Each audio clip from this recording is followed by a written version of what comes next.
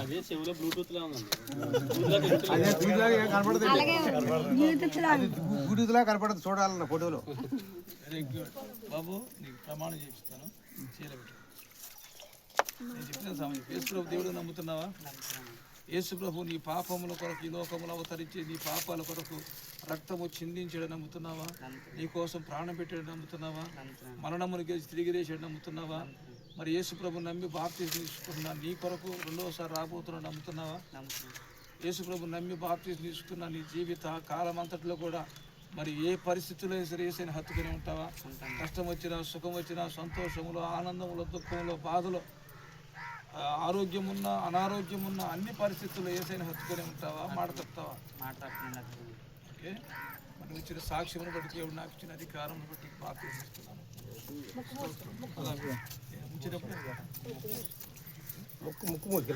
తండ్రి, కుమార, పరిశుద్ధాత్మ త్రియేక దేవుని ఏకనామని యేసుక్రీస్తు నామమున కుమార్కి బాప్తిజం ఇస్తున్నాను.